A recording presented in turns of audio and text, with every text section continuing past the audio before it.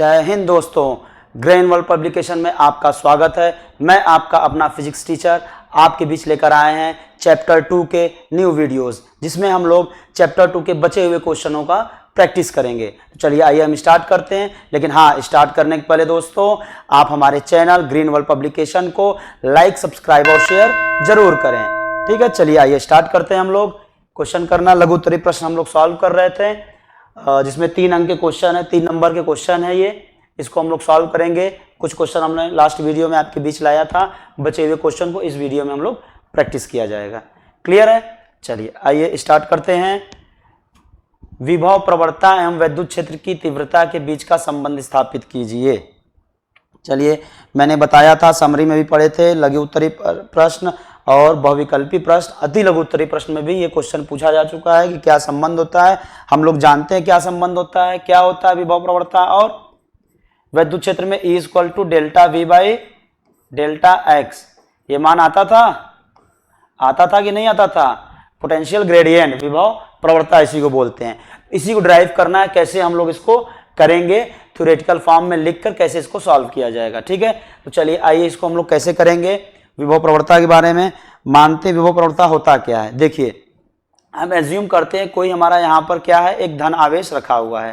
ठीक, इससे यहाँ पे कहीं A दूरी है, पॉइंट है A, और यहाँ से एक पॉइंट क्या है, B है। ठीक, यहाँ से यहाँ तक की दूरी हमारी कितनी है, धन आवेश से पॉइंट A तक की दूरी हमारी कितनी है, x मान लेते हैं, और A से B तक कितना है, डेल्टा x मान लेते हैं हम लोग। ठीक है, ये इतना हम लोग एज्यूम कर लेते हैं। अब देखिए क्या है, हम क्या करते हैं, एक परीक्षण आवेश प्लस Q0 पॉइंट B पर लेकर आते हैं। अच्छा, एक चीज और देखिए, ये धन आवेश है, इसकी वजह से विद्युत क्षेत्र की दिशा क्या होगी, इसकी वजह से विद्युत क्षेत्र की दिशा इस डायरेक्शन में होगी। धन आवेश लेकर आएंगे, इस पे क्या करेगा, बल लगाएगा, बल की भी दिशा क्या होगी, इस डायरेक्शन में होगी, इस पे विद्युत बल लगाएगा। ये इतना क्लियर है। डायग्राम आप ऐसे ही बनाएंगे। ठीक है, और थ्योरी आपको लिखना पड़ेगा, मैं समझा दे रहा हूं, थ्योरी आप बोर्ड एग्जाम में लिखेंगे। ठीक है, अब देखिए मान लेते हैं पॉइंट A पर इसके वजह से विभव कितना था, V था। पॉइंट B पे कितना हो जाएगा, V माइनस डेल V। ये हम लोग एज्यूम कर लेते हैं। यहाँ पे V था, वहां पे क्या हो जाएगा, V माइनस डेल V हो जाएगा। अभी इसको मैं बताऊंगा V माइनस डेल V कैसे हो गया। यहाँ x था, यहाँ क्या हो गया, डेल्टा x हो गया। क्लियर है? अब देखिए क्या करते हैं कि हम लोग ये धन आवेश, परीक्षण आवेश जब यहाँ पर B पर लेकर आए, ठीक, तो इस पे एक फोर्स लगेगा, बल लगेगा इस दिशा में। लेकिन हम लोग क्या करेंगे, इस परीक्षण आवेश को B से खिसकाते खिसकाते A तक लाएंगे, यानी B से इसको डेल्टा x दूरी हम लोग घुमाएंगे। किस दिशा में लाएंगे, विद्युत बल इस दिशा में है, बल भी इस दिशा में, उसके विपरीत दिशा में लाएंगे। तो जब विपरीत दिशा में लाएंगे तो एक कार्य करना पड़ेगा कि नहीं करना पड़ेगा, यानी विद्युत क्षेत्र के विपरीत दिशा में कार्य करना पड़ेगा, बल के विपरीत दिशा में एक कार्य करना पड़ेगा। तो अगर हम लोग मान लेते हैं कि Q0 को लेकर आते हैं, तो कार्य हमारा क्या हो गया, डेल्टा W हो गया। डेल्टा W = क्या हो जाएगा, कार्य क्या होता है, बल गुणे दूरी। ये F फोर्स इधर लग रहा है, इनटू चला कितना, ये B से A तक की दूरी कितना है, डेल्टा x है। लेकिन एक चीज दोस्तों, कार्य हमारा क्या हो गया, F × डेल्टा x, लेकिन विस्थापित किस दिशा में हो रहा है, बल के विपरीत दिशा में हो रहा है। यानी यहाँ साइन हम लोग क्या, नेगेटिव लगाएंगे। यानी परीक्षण आवेश को पॉइंट B से पॉइंट A तक लाने में जो कार्य करना पड़ा, डेल्टा W, वो कितना हो गया, -F × डेल्टा x हो गया। क्लियर है? अच्छा, अब इसके वजह से जो फोर्स लग रहा है वो क्या होगा, Q × E होगा कि नहीं होगा। F क्या हो जाएगा, Q × E। कौन सा Q, Q0 परीक्षण आवेश पे कितना बल लग रहा है, Q0 × E हो गया। अब इसकी वैल्यू अगर हम लोग यहां रखें, delta W = -Q0 × E delta x। ये रख सकते हैं हम लोग, बिल्कुल रख सकते हैं। अब यहां से अगर हम लोग देखें कि अगर डेल्टा W अपॉन में Q0 को इधर लेते आए, तो हमें यहाँ क्या मिल जाएगा, E × डेल्टा x। ये मिलेगा। क्लियर है? यहां तक समझ में आया कि नहीं? मैंने क्या किया, परीक्षण आवेश को B से कहां तक लाया, A तक लाया। यहां तक लाने में कार्य कितना करना पड़ा, delta W equal to minus F into delta X. तो ये यहां से हमें एक संबंध मिल गया, delta W by Q nought. अब देखिए हम लोगों ने पढ़ा था वैद्युत विभव क्या होता है, किसी परीक्षण आवेश को एक बिंदु से दूसरे बिंदु तक लाने में जो कार्य किया जाता है वो क्या होता है, वैद्युत विभव होता है। तो हम लोग अगर देखें delta W upon delta Q not, हम लोग जानते हैं v इक्वल टू क्या होता है, डब्ल्यू अपॉन क्यू होता है, लेकिन delta W upon delta Q की वैल्यू क्या हो जाएगी, इन दोनों के बीच का विभवांतर यानी v माइनस, यानी क्या हो जाएगा, यहां पर देखिएगा आप लोग, दिखाई दे रहा है आप लोगों को, यहां क्या हो जाएगा, या इसको इधर हम लोग कर देते हैं, यहां लिख लेते हैं, ठीक है। क्या हो जाएगा, delta W upon Q nought equal to v minus delta v। तो यहां से हमें क्या मिल जाएगा, v minus v plus delta v, ये हमारा कैंसिल हो जाएगा, यानी डेल्टा v इक्वल टू क्या मिल जाएगा, delta w upon Q not, यानी इसकी वैल्यू हमें क्या मिल गई, डेल्टा v मिल गया, ठीक है। यानी विभव में परिवर्तन, हम लोग पढ़े थे दूरी के सापेक्ष विभव परिवर्तन की दर को विभव प्रवणता बोलते हैं। तो यहां से हम लोग की वैल्यू क्या मिल जाएगी, यहां से अगर हम लोग देखें तो वैल्यू हमको मिल जाएगी क्या, delta v equal to delta v equal to क्या मिल जाएगा, अपॉन में delta x equal to e, और यहां पे साइन क्या होगा, ये मिला, यही हम लोगों को निकालना था, यही हमारी विभव प्रवणता होती है, E equal to minus delta V by delta X, यही हमारी क्या हो जाती है, विभव प्रवणता हो जाती है। तो इस तरीके से हम लोग उसका संबंध विस्थापित करेंगे कि किस तरीके से इसको सॉल्व किया जाता है, ठीक है। तो ये इस तरीके से हम लोग करेंगे, डायग्राम ये बनाएंगे और यहाँ से यहाँ लाने में विभव कितना, कार्य कितना हुआ, कार्य निकाल लेंगे, तो विभव कितना हुआ वो निकाल लेंगे, और ये फार्मूला लास्ट में हमको मिल जाएगा। यहाँ पे देखिए एक चीज क्या है, E जो है minus delta V by minus delta x है, यानी क्या है, E की वैल्यू क्या है, विभव प्रवणता जो है निगेटिव दिया हुआ है, निगेटिव यहाँ माइनस साइन क्या दर्शाता है, माइनस साइन यह दर्शाता है कि विभव क्षेत्र की दिशा में वैद्युत विभव हमेशा क्या होता है, घटता है, क्या होता है, घटता है। वैद्युत क्षेत्र की दिशा में हम लोग चलेंगे तो विभव का मान हमारा क्या होगा, घटते जाएगा, तभी हमने यहाँ v लिया था और यहाँ पे v माइनस डेल्टा वी, यानी v में से कुछ डेल्टा v घट गया, ठीक है। तो ये आपका ये तरीका होगा, इसको लिखने के बाद लास्ट में आप लोग लिख देंगे कि ऋणात्मक ऋण आवेश होता है या ऋण जो साइन होता है, चिन्ह होता है, ऋण चिन्ह क्या दिखाता है, यह दर्शाता है कि वैद्युत क्षेत्र की दिशा में वैद्युत विभव का मान घटता है। एक लाइन ये आप लोग लास्ट में लिख दीजिएगा, ठीक है। बाकी इसको इस तरीके से आप नोट कर लीजिए, फिर आगे हम लोग नेक्स्ट क्वेश्चन पे आते हैं।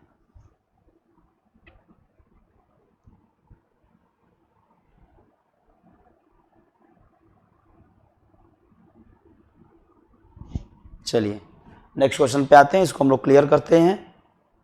आई होप कि आपको समझ में आ गए होंगे। क्वेश्चन नंबर 11, चलिए क्या दिया हुआ है, क्वेश्चन नंबर 11, वैद्युत द्विध्रुव से क्या तात्पर्य है, किसी वैद्युत द्विध्रुव को एक समान वैद्युत क्षेत्र की दिशा में संतुलन की स्थिति में थीटा कोण घुमाने में किए गए कार्य का सूत्र प्राप्त कीजिए। चलिए, तो वैद्युत द्विध्रुव आप जानते हैं क्या होता है, दो समान आवेश और विपरीत, दो समान मान के और विपरीत आवेश एक दूसरे से कुछ दूरी पर रखे जाते हैं, तो इस समायोजन को हम लोग क्या बोलते हैं, वैद्युत द्विध्रुव बोलते हैं, ठीक। ये थ्योरी आप लिख देंगे। थ्योरी परिभाषा लिखने के बाद आप क्या करेंगे कि अब निकालना है कि किसी एंगल थीटा से अगर वैद्युत द्विध्रुव को हम लोग घुमाया जाए तो कितना उसको कार्य करना पड़ता है, ठीक है। तो पहले डायग्राम के बारे में हम लोग देख लेते हैं, डायग्राम कैसे बनेगा। मान लेते हैं क्या है, इस दिशा में हमारा वैद्युत क्षेत्र है, यहाँ पे हमारा एक द्विध्रुव रखा हुआ है, ये माइनस क्यू और ये प्लस क्यू रखा हुआ है, ठीक है। ये हम लोग मान लेते हैं। अब यहां से मान लेते हैं क्या है, किसी एंगल ये थीटा पर घुमाते हैं, किसी एंगल थीटा पे इसको क्या किया मैंने, घुमा दिया, किसी एंगल थीटा पे घुमा दिया, ये माइनस क्यू हो गया, ये प्लस क्यू हो गया, ठीक है। ये मान लेते हैं किसी एंगल थीटा पे, या मान लेते हैं कि वैद्युत क्षेत्र की दिशा में रखा था, उसको मैंने किसी एंगल थीटा पे रखा हुआ है, वैद्युत क्षेत्र की दिशा से किसी एंगल थीटा पे रखा हुआ है। ठीक, अब मैं क्या करूंगा कि इसको यहां से यहां तक घुमाऊंगा और ये एंगल यहां से यहां कितना चलेगा, डी थीटा चलेगा, माइनस क्यू और ये प्लस क्यू। यानी किसी एंगल थीटा पे रखा हुआ था वैद्युत क्षेत्र में द्विध्रुव हमारा, उसको डी थीटा मैंने घुमाने में कितना कार्य किया, डी थीटा घुमाने में डी डब्ल्यू कार्य करेंगे, उसी को हम लोग वैल्यू पूरा निकाल लेंगे तो हमें पता चल जाएगा कि कितना हमको कार्य करना पड़ा। ठीक है, तो इसको देखिए डायग्राम इस तरीके से बना के इसको हम लोग कैसे सॉल्व करेंगे। चूंकि हम लोग जानते हैं कि अगर किसी एंगल थीटा पे रखा हुआ वैद्युत द्विध्रुव हमारा वैद्युत क्षेत्र से थीटा एंगल पे रखा है तो उस पे बल आघूर्ण की वैल्यू क्या होती है, बल युग्म आघूर्ण क्या होता है, टाउ इक्वल टू क्या आता है, पीई साइन थीटा आता है। इसको हम लोग पढ़े होंगे, समरी में भी मैंने समझाया था, क्वेश्चन में भी किए थे हम लोग। ठीक है, टाउ इक्वल टू क्या आ जाता है, पीई साइन थीटा, ये बल युग्म आघूर्ण होता है। ठीक, पीई साइन थीटा हो गया, ये हमें पता रहता है। ठीक, तो अगर हम डी थीटा एंगल घुमाते हैं तो डी थीटा एंगल घुमाने के लिए कार्य कितना करना पड़ा, हम मान लेते हैं डी डब्ल्यू। ठीक, तो जो कार्य हो जाएगा, कार्य बराबर क्या हो जाएगा, टाउ इंटू डी थीटा।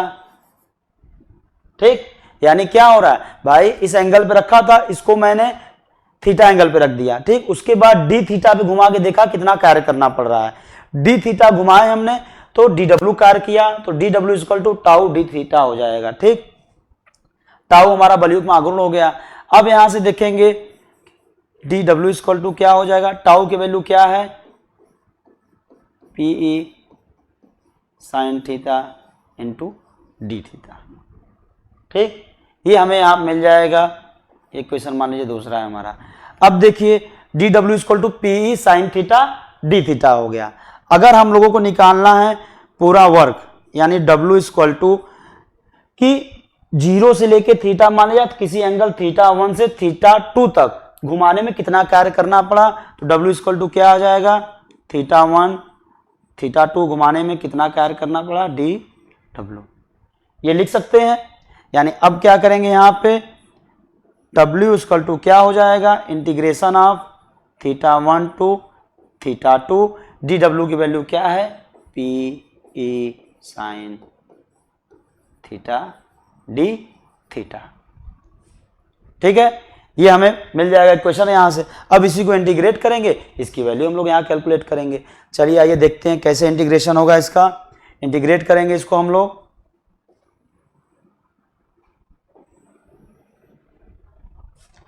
क्या हो जाएगा, डब्ल्यू इक्वल टू दिखाई दे रहा होगा आपको, थीटा 1 से थीटा 2।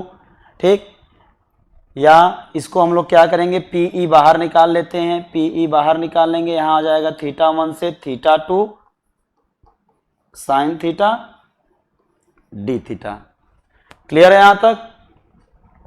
अब देखिए इंटीग्रेट करेंगे इसको, इंटीग्रेट करेंगे साइन थीटा क्या आ जाता है, माइनस कॉस थीटा आता है। तो ये क्या हो जाएगा, यहां पर ब्रैकेट में माइनस कॉस थीटा, कहां से, थीटा 1 से थीटा 2 तक। ठीक है, ये हो जाएगा। अगर यहां पर हम माइनस को बाहर निकाल लेते हैं, ठीक, तो यहां ब्रैकेट में हमको क्या मिल जाएगा, cos theta 2 minus cos theta 1। ये समझ में आया यहां तक। क्या हो जाएगा, W equal to minus P E cos theta 2 minus cos theta 1 आ जाएगा। क्लियर है। अब देखिए, अब इसको आप लोग नोट कर लीजिए, तो उसके बाद इसको मैं सॉल्व कराऊं आगे और नेक्स्ट पेज पे किया जाए। पेज भर जा रहा है, क्वेश्चन बड़े बड़े हैं, 3 नंबर के हैं। तो लघु उत्तरीय प्रश्न अगर 3 नंबर के हैं तो आपको भी भाई देख लीजिए, बोर्ड पे करने में इतना स्पेस ले रहा है तो कॉपी में कम से कम आपको 1.5 से 2 पेज भरने होंगे 3 नंबर का, अगर बोर्ड के एग्जाम में भरना है आपको तो। ठीक है, चलिए इसको नोट कर लीजिए, फिर आगे पेज पे इसको हम लोग सॉल्व किया जाए। चलिए क्लियर कर रहे हैं इसको हम। Minus P cos theta 2 minus cos theta 1 आया था, यानी क्या आया था मान हमारा, W इक्वल टू क्या आ गया था, minus P E cos theta 2 minus cos theta 1 आया। ठीक है, अगर इसी पी माइनस को अंदर लेते जाते तो अंदर के जाने पे क्या हो जाएगा, P E cos theta 1 minus cos theta 2 हो जाएगा। ये हमारा क्या आ गया, कार्य आ गया। कितना कार्य हमको करना पड़ेगा, किसी को थीटा 1 से थीटा 2 तक घुमाने में किसी द्विध्रुव को हमें कितना कार्य करना पड़ेगा, ये हमारा माना जाएगा। यहीं अगर हम लोग एज्यूम करते हैं, मान लेते हैं हम लोग कि वैद्युत क्षेत्र की दिशा से किसी एंगल थीटा तक घुमाना है, यानी थीटा 1 इक्वल टू अगर हम लोग 0 रख दें और थीटा 2 इक्वल टू थीटा ले लें, ठीक, यानी वैद्युत क्षेत्र की दिशा से, जैसा इसमें बोला है कि वैद्युत क्षेत्र की दिशा में संतुलन की स्थिति से, संतुलन की स्थिति में थीटा हमारा 0 होगा, उस स्थिति से थीटा कोण घुमाने के लिए किए गए कार्य के सूत्र प्राप्त कीजिए।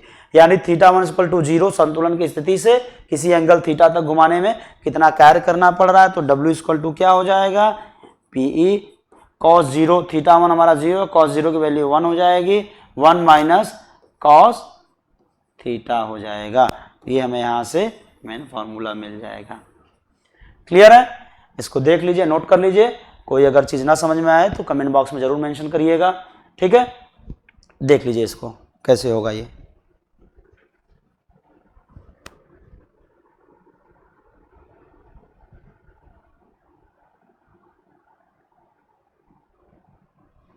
चलिए इसको क्लियर करते हैं, नेक्स्ट क्वेश्चन पे आते हैं हम लोग। क्वेश्चन हमारा हो गया, वर्क हो गया। क्वेश्चन नंबर 12 पे आते हैं।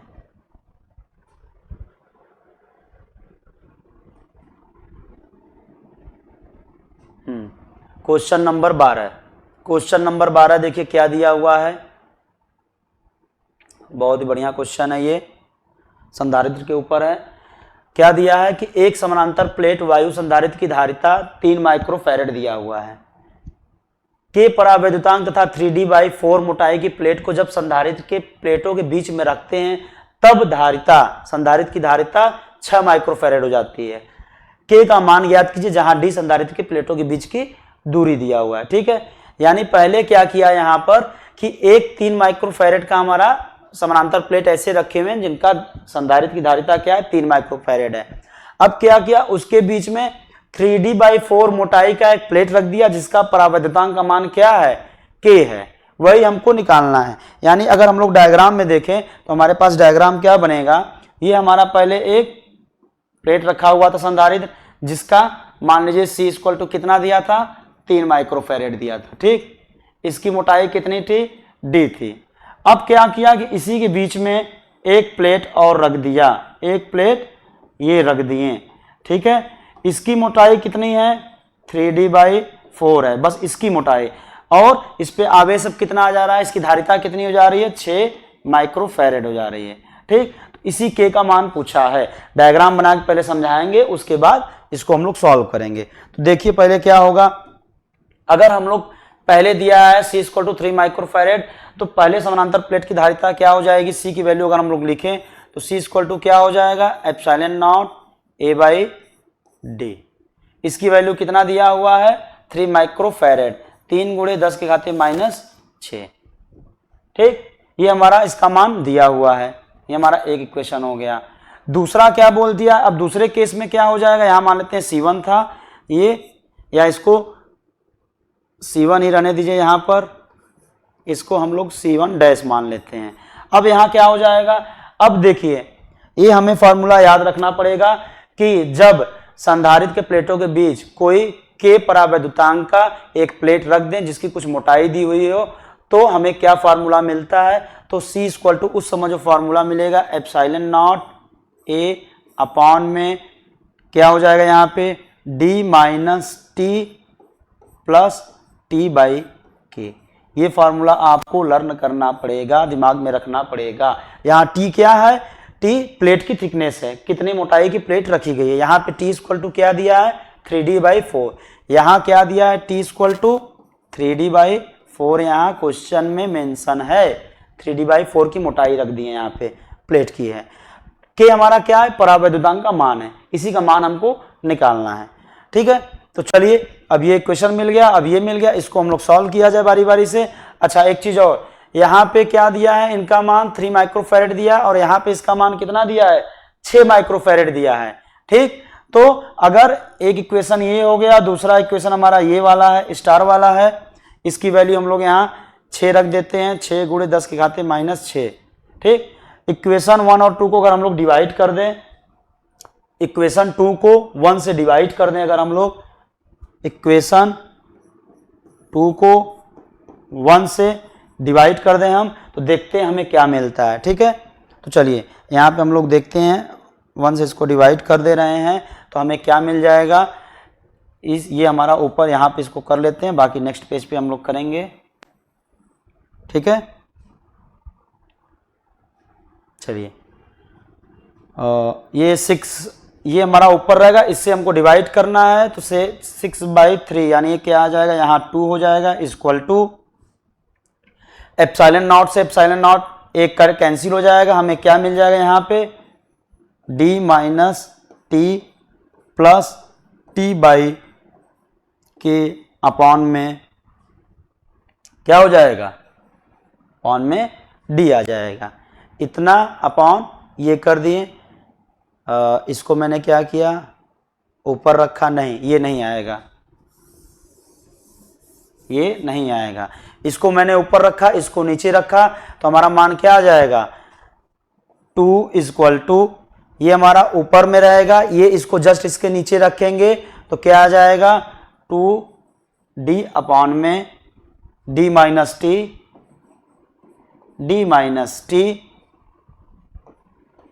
प्लस टी बाई के। यहां तक आप लोग पहले देख लीजिए, ये समझ में आया कि नहीं। ये हमारे पास एक संबंध निकल गया है कि क्वेश्चन मिल गया हमको। 2 को 1 से डिवाइड करने पे ये हमको मिलेगा, आप लोग देख लीजिए कैसे डिवाइड होगा, इसको कॉपी करके आप लोग चेक करिए क्या इतना आ रहा है। इसको हम लोग डिवाइड किए इस वाले क्वेश्चन से।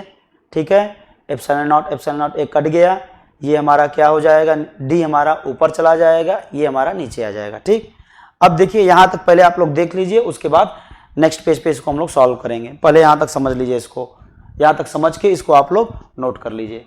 ठीक है,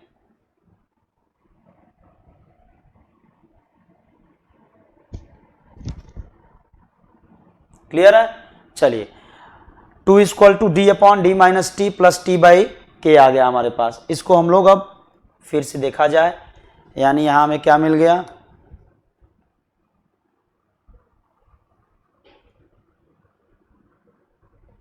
दिखाई दे रहा होगा, 2 इक्वल टू डी अपॉन में D minus T plus T by के। चूंकि टी इक्वल टू कितना दिया है, 3d/4 दिया है, इसका मान हम लोग रख लेते हैं, ये इधर आ जाएगा तो क्या हो जाएगा, 2 ब्रैकेट में d minus 3d/4 plus 3d/4 into के। ठीक, इक्वल टू क्या हो गया, ये इधर d आ जाएगा। यहाँ से d अगर हम लोग देखें कॉमन निकाल लेंगे तो 2d इक्वल टू क्या आ जाएगा, ब्रैकेट में 1 माइनस 3/4 1 माइनस 3/4 4 माइनस 3 1/4 प्लस 3/4 के इक्वल टू डी। यहाँ तक क्लियर है। यहाँ देखेंगे डी से डी को हम लोग कैंसिल कर देंगे, तो यहाँ हमको क्या मिल जाएगा, यहाँ आगे हम लोग सॉल्व करते हैं इसको। यहाँ हमको क्या मिल जाएगा, 2/4 प्लस 6/4 इंटू के इक्वल टू 1 आ जाएगा। ये क्लियर है। डी से डी मैंने कैंसिल कर दिया, इस साइड 1 आ जाएगा, इसको 2 से मैंने अंदर मल्टीप्लाई कर दिया, 2/4 प्लस 6/4 के इक्वल टू 1 हो जाएगा। अब यहाँ से इसको हम लोग देखें तो 1/2 आ गया, 2 3 जा 6 2 2 जा 4 आ गया, यानी 1/2 प्लस 3/2 के इक्वल टू 1 आ गया, यानी 3/2 के इक्वल टू 1 माइनस 1/2। तो ये हमें क्या मिल जाएगा, यहाँ पर 3/2 के इक्वल टू 1 माइनस हाफ करेंगे तो हाफ मिल जाएगा। ठीक, यहाँ से k की वैल्यू k से कट जाएगी, 2 की वैल्यू 2 से कट जाएगी, यहाँ क्या आ जाएगा, k इक्वल टू में मिल जाएगा 3, यानी k का मान हमारा क्या आ जाएगा, 3 आ जाएगा। ठीक है, तो बहुत बढ़िया क्वेश्चन था। ये फार्मूला आपको दिमाग में रखना पड़ेगा कि अगर कोई परावैद्युतांक किसी प्लेट के अंदर कोई एक दूसरा प्लेट जिसकी कुछ मोटाई दी हुई हो, जिसका परावैद्युतांक का मान हो, अगर इसके बीच में रखते हैं तो हमें जो फॉर्मूला मिलता है वो फॉर्मूला क्या आता है, वो फॉर्मूला आता है हमारे पास क्या जाता है, C equal to epsilon nought A upon D minus T plus T by K. इसको आप लोग लर्न करना पड़ेगा, आपको ध्यान में रखना पड़ेगा दिमाग में, ये आपका फॉर्मूला आ जाता है। ठीक है, तो फार्मूला आपको याद रहेगा, क्वेश्चन आएंगे तुरंत आप इस तरीके से इसको सॉल्व कर देंगे। चलिए, समझ में आ गया होगा आपको, नोट कर लीजिए इसको, उसके बाद नेक्स्ट क्वेश्चन पे हम लोग चलते हैं। इस तरीके से हम लोग के का मान निकालेंगे। क्लियर है? चलिए देख लीजिए इसको।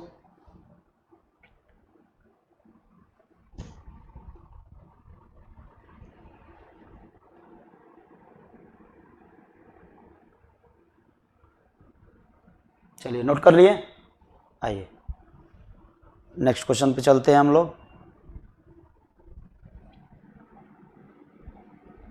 क्वेश्चन नंबर 13 पे आते हैं।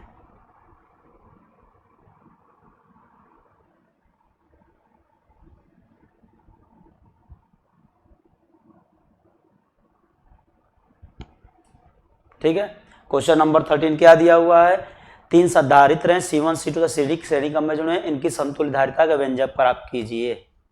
चलिए, तीन संधारित्र हैं C1 C2 और C3 श्रेणी क्रम में जुड़े हैं, इनकी समतुल्य धारिता का व्यंजक प्राप्त कीजिए। डायग्राम हमें लग रहा है मिसप्रिंट हो गया, डायग्राम नहीं बन पाया है यहाँ पर। डायग्राम चलिए मैं बना दे रहा हूँ, लेकिन क्वेश्चन में आपको डायग्राम दिया रहेगा। ठीक है, कैसे रहेंगे, चलिए मान लेते हैं हमारा क्या है,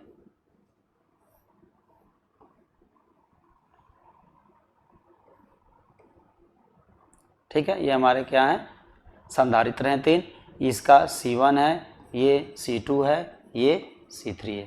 इसको इस तरीके से ग्राउंड से मिला देंगे हम लोग, और ये यहाँ पर इस तरीके से कहीं जहाँ ऐड करना रहेगा ऐड करेंगे। ठीक है, इस पे क्या है प्लस Q माइनस Q, इस पे भी प्लस Q, यहाँ भी माइनस Q, ये भी प्लस Q और माइनस Q। ये इस पे आवेश दिए हुए हैं।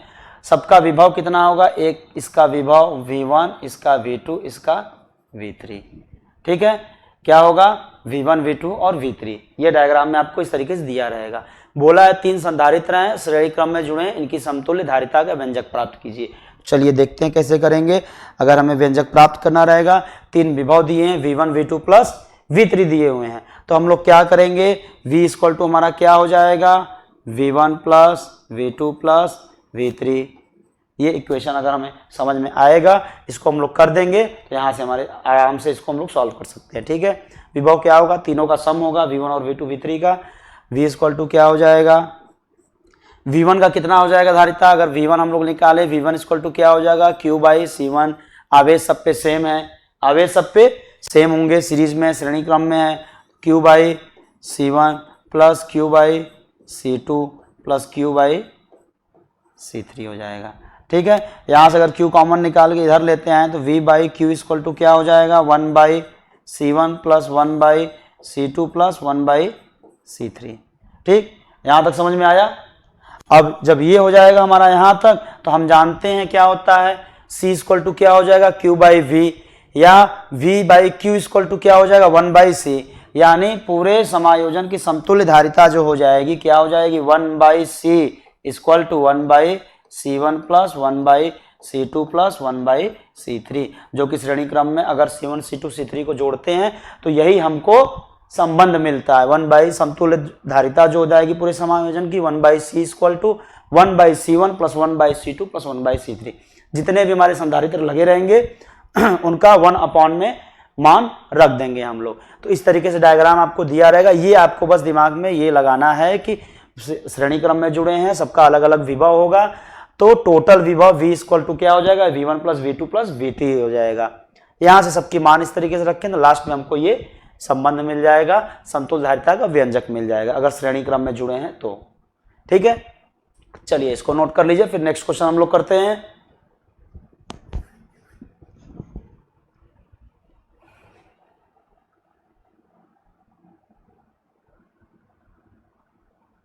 चलिए आइए नेक्स्ट क्वेश्चन पे चलते हैं हम लोग, इसको क्लियर करते हैं। Question number 14। डायग्राम इसमें भी नहीं बना है, डायग्राम बनाना भूल गए हैं सर। ठीक है, मिस प्रिंटिंग हो गई होगी, डायग्राम उसमें भी नहीं बन पाया था, इसमें भी नहीं बन पाया है। चलिए क्या दिया है, संधारित्र के नेटवर्क में ए और बी के बीच तुल्य धारिता ज्ञात कीजिए, 4 माइक्रोफैरेड प्लेटों के बीच विभवांतर की गणना कीजिए। यहाँ दिया हुआ नहीं है, लेकिन अब इसको कैसे किया जाएगा, इसमें इसका डायग्राम नहीं बना है, इस क्वेश्चन को हम स्किप करेंगे, ठीक है, इसको यहीं पे हम लोग छोड़ते हैं। नेक्स्ट क्लास में इसको कमेंट बॉक्स में आप जरूर मैसेज करके हमको याद दिलाएंगे कि क्वेश्चन नंबर सर 14 छूटा हुआ था, उसका डायग्राम नहीं था, इसको हम लोग नेक्स्ट वीडियो में जरूर डिस्कस किया जाएगा, ठीक है। तो क्वेश्चन नंबर 14 का डायग्राम आपके बीच आ जाएगा, उसके बाद इस क्वेश्चन को हम लोग सॉल्व किया जाएगा। आइए क्वेश्चन नंबर 15 पे चलते हैं हम लोग।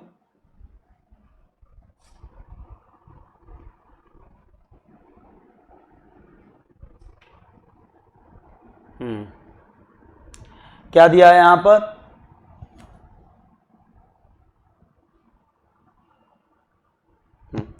क्या दिया हुआ यहां पर, यहां पर यह दिया हुआ है कि एक समांतर प्लेट वायु संधारित्र की धारिता 16 पिकोफैरेड है। यदि प्लेटों के बीच की दूरी घटाकर 2/3 कर दी जाए तथा उनके बीच 3 परावैद्युतांक का पदार्थ भर दिया जाए, तब संधारित्र की धारिता क्या हो जाएगी। आपको फार्मूला पता है कैसे होगा, चीजें यहाँ पे दी हुई हैं, सीधे फार्मूले पे हमको सॉल्व करना है, ठीक है। तो पहले क्वेश्चन पढ़ लीजिए अच्छे से कि क्या क्या दिया हुआ है, कैसे करना, उसके बाद इसको हम लोग सॉल्व करते हैं, ठीक है। चलिए देख लीजिए इसको।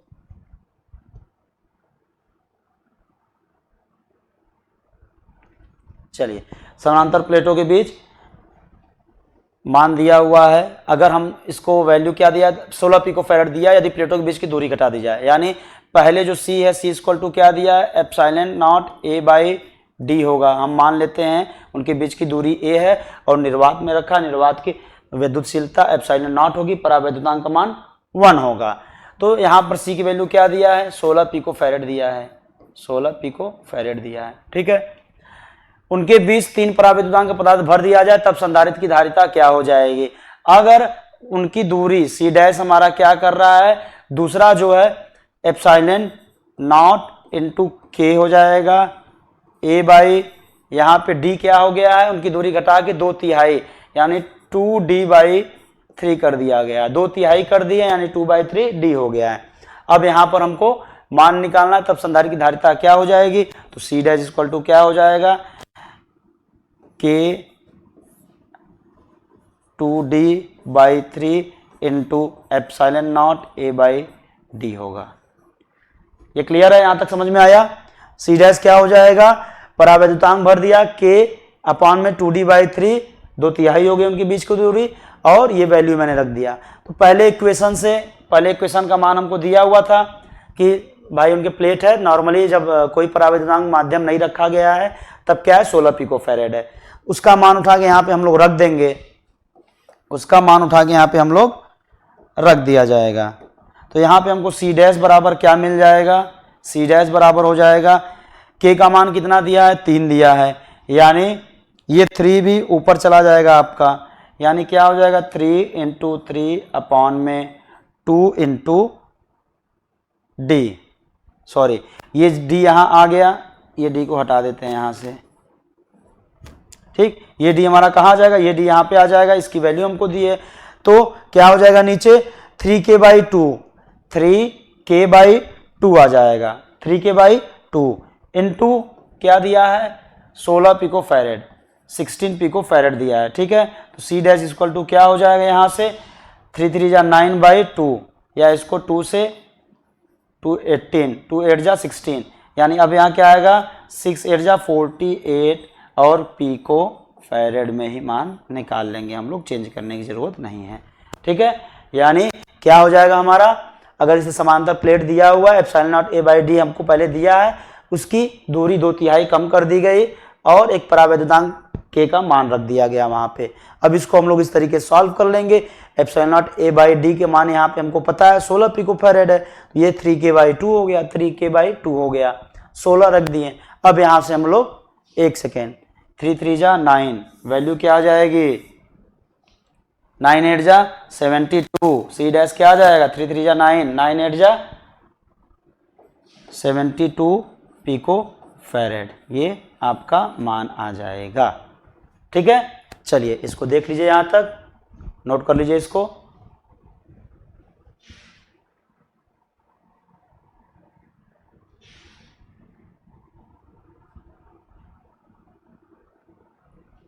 ठीक है, चलिए आज तक के लिए इतना क्वेश्चन हम लोग ख़त्म करते हैं। बाकी जो क्वेश्चन हमारे बचे हुए रहेंगे वो आपके बीच नेक्स्ट वीडियो में लेकर आएंगे हम, ठीक है। तो आज के लिए काफ़ी इतना है। आई होप आपको समझ में आया होगा। कोई चीज़ अगर नहीं समझ में आती है तो कमेंट बॉक्स में आप उसको मेंशन जरूर करिएगा, ठीक है दोस्तों। तो आज के लिए हम लोग अलविदा लेते हैं, लेकिन हाँ, अगर चैनल अभी भी आपने सब्सक्राइब नहीं किया है तो हमारे green world publication YouTube channel को लाइक, सब्सक्राइब और शेयर जरूर करें दोस्तों। जय हिंद दोस्तों।